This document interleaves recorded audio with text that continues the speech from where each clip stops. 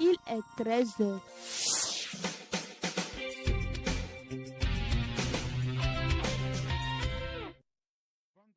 21 août 2026. Mesdames et messieurs, bonjour à chacun de vous. Bienvenue sur les 13 heures. Le développement de la commune d'Alada, Kafouy, le temps évolue, mais le développement de la ville a du mal à prendre. Des citoyens, y compris des sages de la cité, pointent d'un doigt accusateur les autorités à divers niveaux pour cet état de choses. Les 22-23 août 2026, Ouida accueille les activités de la journée internationale de souvenir de la traite négrière et de son abolition. Une vidéo devenue virale sur les réseaux sociaux met en scène une femme présentée comme Maggie Maïla qui affirme être la troisième épouse du président de la République démocratique du Congo, Félix Antoine Tshisekedi. On va en parler. Il y aura également au rendez-vous les informations sportives.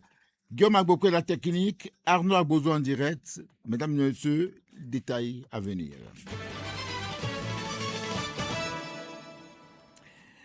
La question du développement de la commune d'Alada reste toujours sur tapis. Apparemment, la cité de Adjaouto a du mal à évoluer avec le temps. Son développement cafouille et peine à prendre. Les différentes autorités qui se succèdent, semble-t-il, ont du mal à trouver le bâton magique pour booster les choses. Certaines personnes, y compris des sages, pointent d'un doigt accusateur les autorités de la commune. Da Gandjono Kanaï. Moi, quand je vois un peu Alada, je pleure. Je pleure parce que les politiciens ne veulent pas le développement d'Alada. Mais pourquoi vous parlez des politiciens? Merci Ils bien. ne sont pas les seuls, quand même. Ils ne sont pas les seuls, mais ils sont les décideurs. Ils sont les décideurs. C'est la mairie qui est le décideur du développement. Ça veut dire que ceux-là, quand on fait le lotissement dans une région d'Alada, les coefficients de réduction sont partagés. Est-ce que c'est le partage des coefficients de réduction qui bloque le développement de la commune? Absolument. Où est-ce qu'on va construire les directions départementales? Où est-ce qu'on va construire les grandes institutions? Ça doit nous préoccuper. C'est là que je m'en vais remercier l'ancien sous-préfet Placide Cléjo, qui, 7 ans de son règne à la tête du district d'Alada, il a loti Togudo. C'est parce qu'il a loti Togudo qu'aujourd'hui, tous les projets vont là-bas.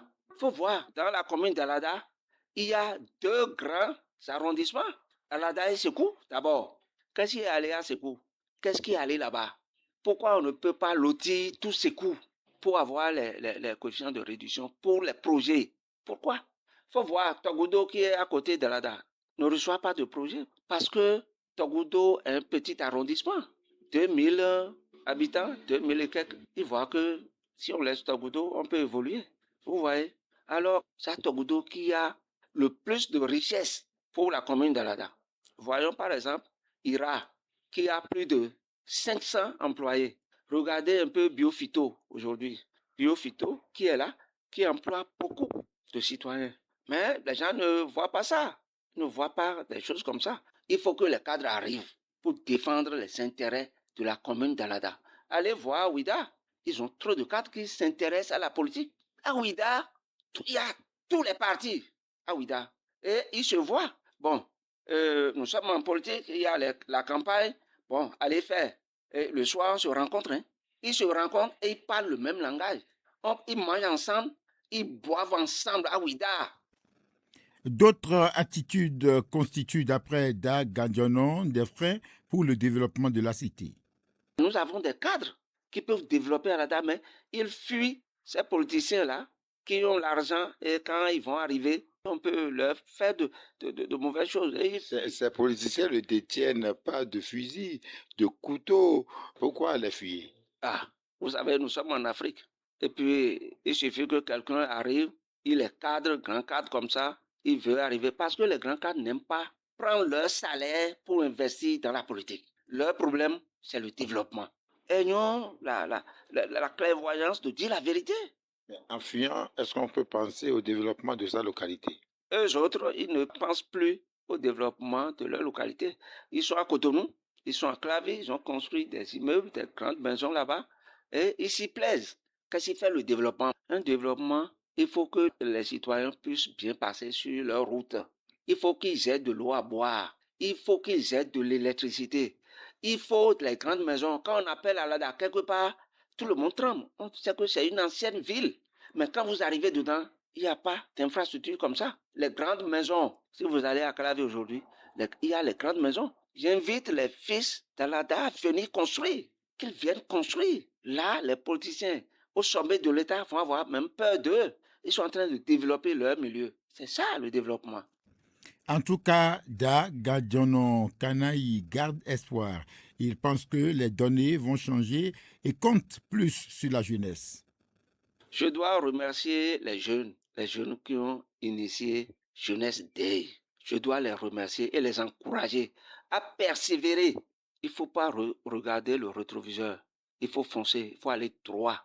Et si les gens font mal, ils n'ont qu'à les dénoncer. Sans ça, Alada ne va pas évoluer. Et je leur demande de faire des enquêtes, sur les sites touristiques. Parce que Alada n'a que ça. Alada est le premier royaume du Bas-Bénin.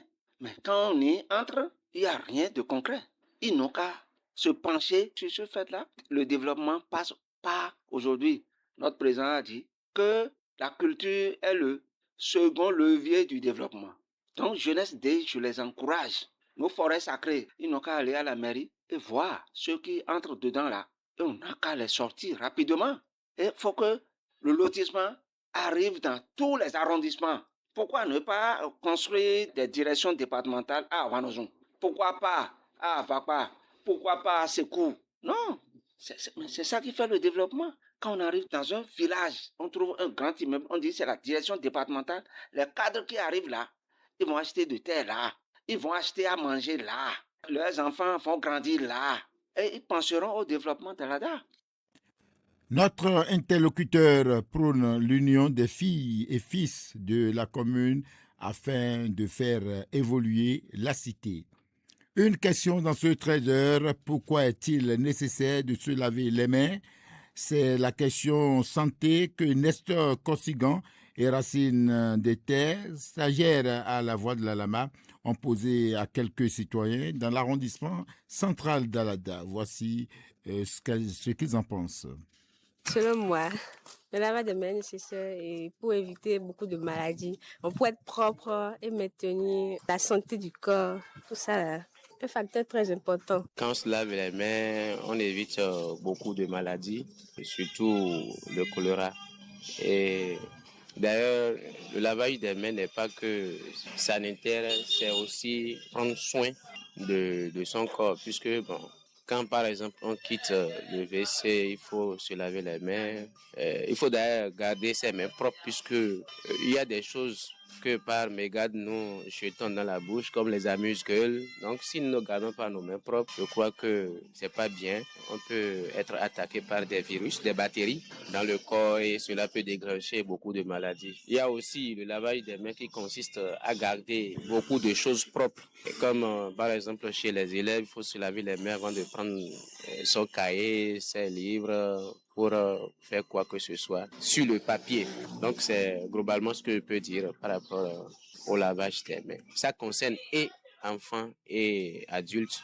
D'ailleurs, c'est ce que nous avons l'habitude de faire que nos enfants copient. Donc, il est important que nous prenions l'habitude devant nos enfants de prendre soin de nos mains pour qu'eux-mêmes ils puissent copier et garder non seulement leur santé propre et leur santé robuste, mais également leur hygiène en bon état. Un homme marié peut-il faire la vaisselle dans le ménage? C'est une autre question qui était au centre d'un débat entre les jeunes dans la soirée du jeudi 20 août 2026 sur un forum WhatsApp. Les intervenants ne partagent pas les avis sur la préoccupation. Suivez le récapitulatif des interventions dans ce papier synthèse de Racine Dété et de Nestor Kossigan. Les points de vue étaient divergents tout au long du débat sur la question. Un homme marié peut-il faire la lessive dans son ménage? Pour certains, l'homme peut bel et bien faire la lessive, juste pour porter coup de main à sa femme, et cela renforce beaucoup plus l'harmonie, la cohésion et l'amour dans le foyer. Pour ceux-ci, le fait qu'un homme fasse la lessive dans son foyer de temps en temps ne diminue en rien sa dignité d'homme, car l'homme et la femme devraient d'ailleurs se compléter dans le couple. Et ce sont les critiques des proches et des voisins hérités de la tradition ancienne qui font que les hommes sont parfois critiqués et traités de tous les noms, aussi peu élogieux, lorsqu'ils font la lessive dans leur foyer. Un homme marié, bien sûr, peut faire la lessive. C'est pas une obligation, mais à une condition. Lorsque sa femme est indisposée, il peut l'aider. Tout ça, c'est de l'amour. Je pense que oui. Il y a aucun problème à ce qu'un homme marié fasse la lessive. Et je dirais même qu'il peut faire plus, c'est-à-dire la vaisselle, le nettoyage, la cuisine, s'occuper des enfants et tout le reste. Les tâches domestiques ne devraient pas être exclusivement réservées aux femmes. Donc pour moi, un homme qui participe à ces tâches-là contribue au bon fonctionnement de son foyer. Maintenant, après, il faut tenir compte aussi de certaines réalités et de la complicité qu'il y a dans chaque foyer. Dans certains cas, c'est la femme elle-même qui refuse que l'homme participe aux tâches domestiques. Donc, je pense que ça dépend de chaque foyer, de chaque couple et de comment le foyer fonctionne en fait. Mais pour répondre à la question, oui, un homme marié peut très bien faire la lessive. Je dirais que oui. Un homme marié doit faire la lessive, mais ça sera pas un moment. Ça ne sera pas une habitude. Tu vois, ça sera pas un moment pour rendre plaisir à sa femme, tout ça. Donc, c'est pas un moment. Mais si ça devient une habitude, c'est ça qui n'est pas bon. C'est ça, on va refuser. Mais si c'est pas un moment, faire du plaisir à sa femme, ça ne gêne à rien. Ça ne gêne à rien. Si un homme marié fait la lessive. Pour répondre à votre préoccupation, je dirais que un homme a l'obligation de faire la lessive dans son foyer. Il ne doit pas attendre forcément que sa femme soit malade. Tout ça, ce sont des preuves d'amour. Il doit le faire, c'est une obligation pour lui. Mais d'autres ne partagent pas ce point de vue. Pour ces derniers, il est carrément inadmissible qu'un homme fasse la lessive dans son foyer pour quelconque raison, car cela relève du rôle de la femme. Seul un homme qui est sous la domination de sa femme peut faire la lessive même si ce sont ses propres vêtements. Et même, le fait qu'il y ait une machine à laver ou une domestique dans le ménage n'exclut pas à la femme son rôle qui est de se charger à elle seule de la lessive dans son foyer. Seul un homme passé ou envoûté peut se permettre de faire la lessive dans son foyer, ont-ils laissé entendre. Et ils vont dire que voilà, on l'a envoûté ou bien on l'a fait quelque chose, on l'a ensorcelé. C'est ce qu'ils vont dire. C'est ce que diront les voisins. C'est ce que diront les voisins. Si les voisins le voient à chaque fois, c'est lui qui fait la lessive. Là, on a trop de questions à poser à la daronne. Pour moi, là, cela vient de la tradition et de la religion. Parce qu'on va dire maintenant que dans la Bible, là, la femme a été créée avec les côtes de l'homme. Donc, on va dire que l'homme est supérieur à la femme. Non, la femme doit faire les tâches ménagères, l'homme, lui, il est le roi de son foyer. Mais ça vient aussi de la tradition parce que nos ancêtres, là, ils ont gardé cela en tête. Et pour eux, ils sont les maîtres, les rois du foyer. Donc, les femmes doivent leur obéir. Donc, ça vient de là, la tradition et la religion. C'est pour ma femme, vraiment. Pourquoi je me suis marié? Si je suis marié, c'est que elle est là pour faire la lessive. Tout. Du genre, machin, elle est là pour faire la lessive. Elle est pour faire la lessive. Donc, c'est pour la femme et non pour l'homme. Du genre, je me suis marié pour que elle puisse venir m'aider. C'est pourquoi. Donc, si elle est venue en tant que femme, elle doit faire la lessive. C'est ça. Donc, c'est pour la femme. La lessive, c'est attribué à la femme au foyer. Tu vois, c'est attribué à la femme au foyer. Ça, tout le monde le sait. C'est pour la femme, la lessive. C'est pour la femme, ce truc de lessive et autres. C'est pour la femme. Si l'homme se met encore dans ce truc-là, c'est que c'est l'homme même qui a cherché. Direction Ouida qui accueille les 22 et 23 août 2026 les activités de la Journée internationale de souvenir de la traite négrière et de son abolition, placée sous le thème de la porte du non-retour à la porte du retour. Cette édition vise à renforcer le devoir de mémoire et les liens entre le Bénin et les Afro-descendants. Au programme, une marche mémorielle, des conférences, des panels, activités culturelles et la remise de documents de citoyenneté à des afro-descendants ayant obtenu la nationalité béninoise. La célébration entend ainsi faire de la mémoire de la traite négrière un outil de reconnaissance, de reconnaissance entre la terre de départ et les descendants de ceux qui ont été déportés vers les Amériques. Le Bénin envisage de mieux encadrer la pratique de la divination liée au phare réuni le 19 août 2026 à Zobodomé. Les responsables du comité des rites vaudous ont annoncé la prochaine mise en place d'un ordre national des Bokono. Cette structure devrait permettre de mieux identifier les praticiens reconnus et de lutter contre les personnes se présentant comme Bokono sans formation ou connaissances appropriées. Avant la création de cet ordre, le Haut Conseil des prêtres du phare devrait renforcer sa présence dans les départements et communes et même arrondissements. Les responsables souhaitent également mieux encadrer la présence des praticiens du phare sur les réseaux sociaux, notamment TikTok. Une délégation de l'Union des professionnels des médias du Bénin, conduite par son président Hervé Prudence Ressou, a échangé mercredi 19 août 2026 avec le procureur spécial près la Criette. Les discussions ont porté sur les difficultés rencontrées par les journalistes dans la couverture des affaires judiciaires, notamment celles liées aux dossiers économiques et au terrorisme. Les échanges ont également concerné le code de l'information et de la communication ainsi que le code du numérique. Le procureur spécial a rassuré l'UPMB de sa disponibilité d'accompagner le renforcement des capacités des journalistes sur les questions relevant de la Criette afin de favoriser une couverture judiciaire plus rigoureuse et responsable. Les 6 pays membres de l'autorité du bassin de la Volta renforcent leur coopération face aux effets du changement climatique. Réunis à Cotonou du 18 au 20 août 2026, une quarantaine de responsables d'experts et décideurs ont travaillé sur de nouveaux outils pour mieux anticiper les périodes de sécheresse et améliorer la gestion des ressources en eau.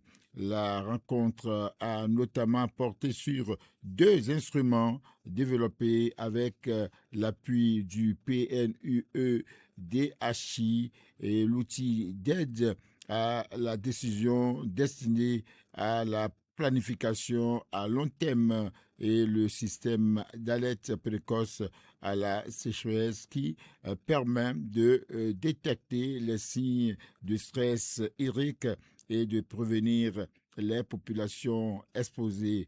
Testé sur 6 sites pilotes, ce système doit notamment aider les agriculteurs, les éleveurs à mieux faire face aux déficits pluviométriques et limiter les pertes. Le Bénin, le Burkina Faso, la Côte d'Ivoire, le Ghana, le Mali et le Togo entendent ainsi transformer les données scientifiques en informations accessibles et utiles pour les autorités et communautés vulnérables. Une cérémonie d'hommage a été consacrée jeudi 20 août 2026 à feu Gratien Poyon, diplomate et ancien ambassadeur du Bénin près l'Organisation des Nations Unies.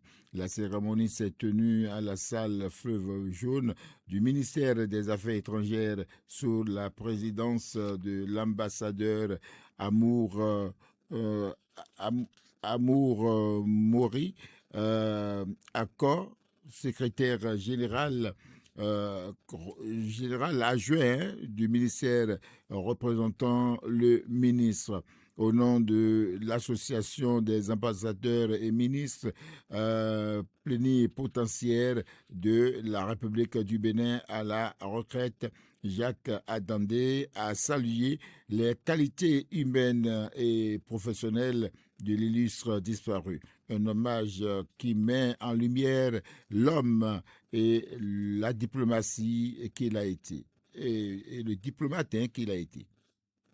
L'ambassadeur Poyon a été, comme diplomate, un serviteur dévoué de l'État et constamment à la recherche de l'excellence, essentiellement préoccupé de l'intérêt national, soucieux en toutes choses de l'information juste, objective et courageuse à fournir à son gouvernement et ce faisant mériter le respect et la considération de ses autorités nationales.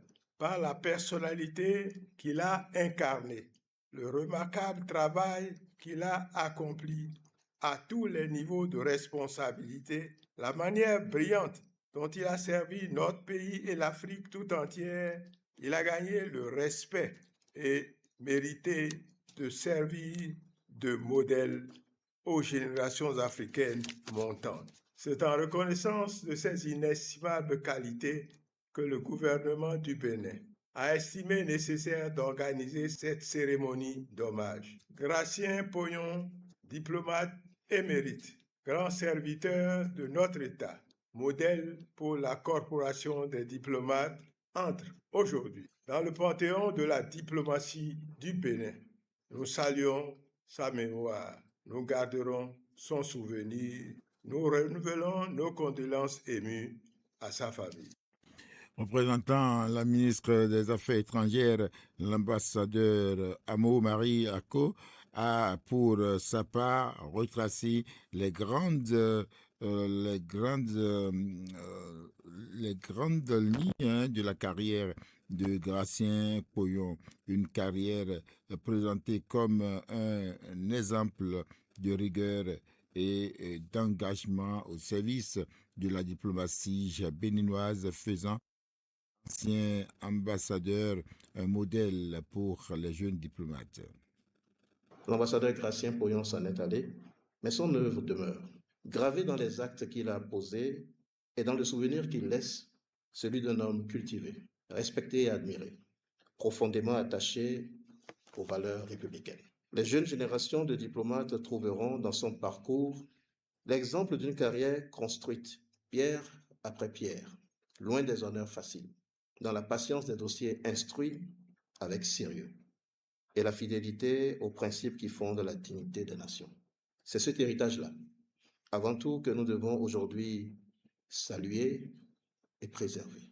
Aux membres de la famille éplorés par cette disparition, le ministère des Affaires étrangères tient à leur exprimer, en ce moment de recueillement, sa compassion la plus profonde et ses condoléances les plus sincères. Puisse leur douleur trouver quelque apaisement dans la certitude que l'illustre disparu a mené une vie utile à la nation et au processus d'intégration du continent africain. Adieu, cher aîné, que la terre de nos ancêtres vous soit légère et que votre exemple continue d'éclairer celles et ceux qui, après vous, continuent de porter la voix de notre pays dans le monde. Au nom de la famille, Vigile Poyon a livré un vibrant témoignage. Il a évoqué le souvenir d'un homme dont la disparition laisse une profonde empreinte auprès des siens. Mon frère, notre frère, il est parti il est parti, mais il a laissé quelque chose d'incommensurable sur la terre, c'est-à-dire toute la diplomatie dahoméenne béninoise, il l'a construite. Personne ne peut dire autrement, pour ceux qui le connaissent très bien, il l'a construite comme il se devait. C'est la peine de rappeler tout son parcours, vous l'avez de façon très illustre montré, mais c'est comme ça qu'il est parti. Je voudrais que chacun garde en son cœur profondément qui a été Poyon Gracié, illustre ambassadeur incontestable. Partout où il est passé, c'est avec des éloges. Et il a fait conforme à sa personnalité. C'est un homme ouvert, c'est un homme d'amitié, qui ne connaît que des amis. Il avait souvent, et il le disait, c'est devenu donc un leitmotiv chez lui, on ne peut pas être ami et devenir ennemi. Cela, Gratien Pouillon ne l'a jamais conçu. Tu as été ami de Gratien Pouillon, tu le seras à vie. Il disait aussi, si nous n'avions pas été amis, mais c'est que nous ne devons pas l'être.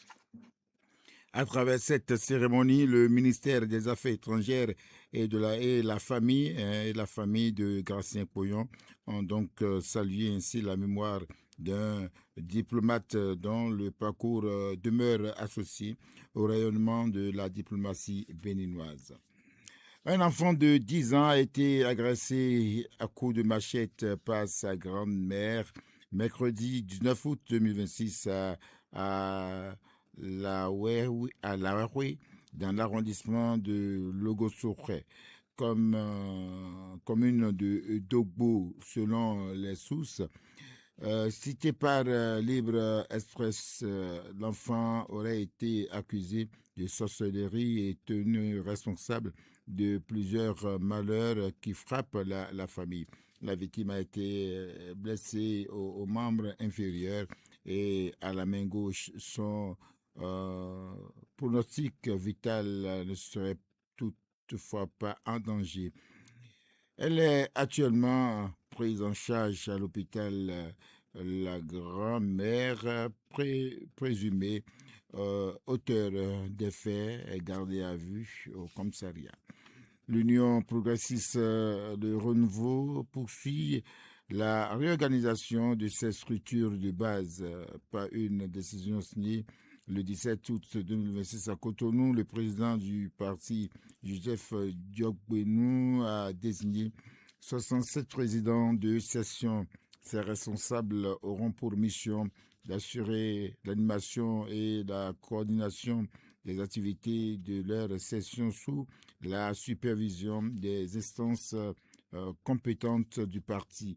Le secrétaire général est chargé, lui, du suivi et de l'exécution de la décision qui prend effet dès sa signature. Info hors du Bénin, Cameroun, le président du Cameroun, Paul Biya, est de retour à Yaoundé après 74 jours passés hors du pays. Le président, âgé de 93 ans, a atterri jeudi 20 août 2026 en fin d'après-midi après un vol parti de Genève en Suisse.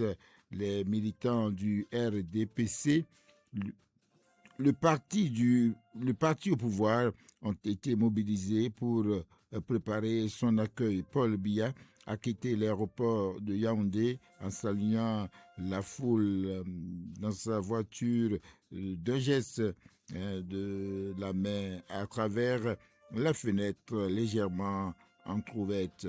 Eh bien, la CRTV, l'organisme public de radio et de télévision camerounais, avait déployé de grands moyens pour l'événement afin de transmettre l'arrivée et la progression du cortège vers le palais présidentiel.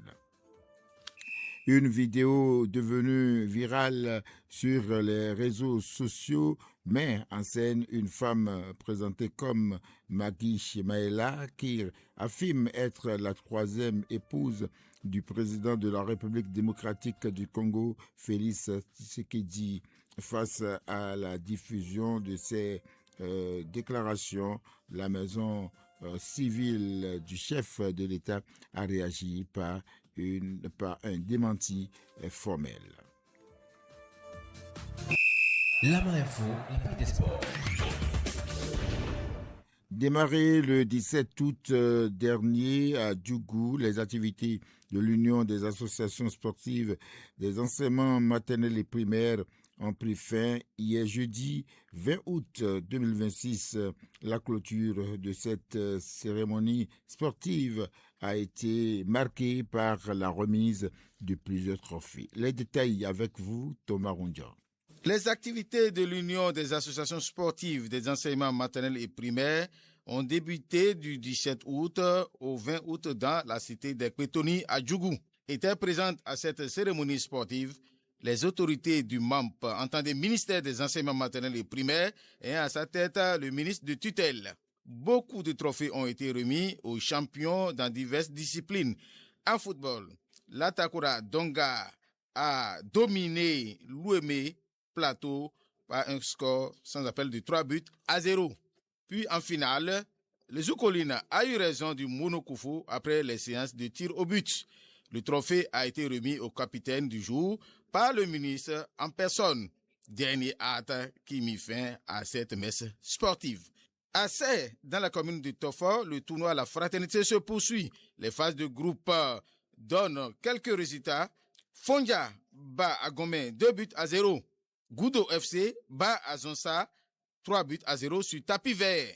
À Gangpokon et Matandé se séparent sur un score nul de parité, 1 but partout. Lama Info 13h, c'est fini. Guillaume Agbokwela, Arnaud Agbozo, au revoir.